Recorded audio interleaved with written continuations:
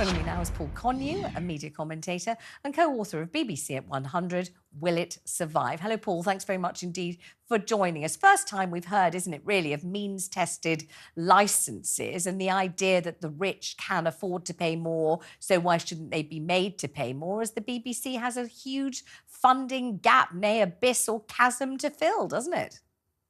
It does. I mean, at the moment, it's trying to bring in savings of 500 million. And according to Tim Davies, by 2028, I think he said that it's going to be 700 millions they need to save. So it's a huge challenge. Of course, this public sounding, if you like, is going to be very, very important. And the ideas that Tim Davies floated, I mean, they are ideas floated. And of course, if the polls are right, it's going to be a different government that the BBC is negotiating the future of the licence fee and its charter with in 2027 when it comes up for renewal. And of course, it's quite interesting that yesterday when Tim Davies was making his big speech, that of course, whether by arrangement or not, I imagine it was, the government announced that it had set up its own expert panel of media experts to look at the funding future of the BBC. Now, some people will think, well, that panel won't last very long, but I've got a feeling that it didn't have any particularly partisan membership, and it looked an impressive group. So I've got a feeling if Keir Starmer becomes Prime Minister, he may well, have that continuing rather than. Isn't this though, Paul, isn't this very dangerous territory? Because of course there's a danger that if people are asked to pay more money for their licence fee, they will have a good think about, when did I last watch terrestrial TV? Do I ever watch BBC's 1 and 2? Do I ever bother with it? Not really. Most people, as we know, get their news feeds from different places these days. They get their, they stream their viewing in all different ways.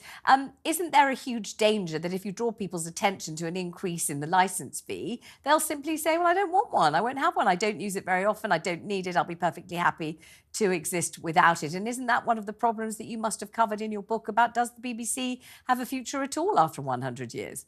Potentially it is, but the challenges are there, and as Tim Davies said, there has to be a look at the fundamentals of the BBC's future. But I'm both a strong defender and a strong critic of the BBC. So, but I do think that the BBC still remains one of Britain's great institutions. And when you have public opinion polls, although people don't like paying more money, at the same time, the BBC is regularly shown to be the most trusted news source in Britain, and it wasn't by coincidence or by chance that last Friday the Princess of Wales chose the BBC to record her statement about her health.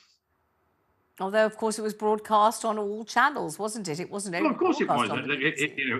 It was a shared release, but it was the BBC she chose to do it on. And research shows that whenever there's a major story or crisis, that it's the BBC that the public on the whole will turn to. So, and one of the most interesting things for me about Tim Davies' speech yesterday was that he was arguing that the government should again pick up the bill for the BBC World Service, which of course the government did fund until 2014, when George Osborne as Chancellor managed to, if you like,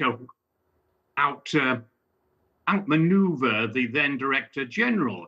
But the BBC World Service, especially in these times of fake news and authoritarian regimes and disinformation, remains one of Britain's great soft power, weapons, if you like, and I think that any sort of cutback on the World Service would be detrimental to the country. But Tim Davies says, well, how do we maintain the BBC World Service quality? I mean, remember, it's broadcasts in over 40 languages around the world, that as well as English, of course.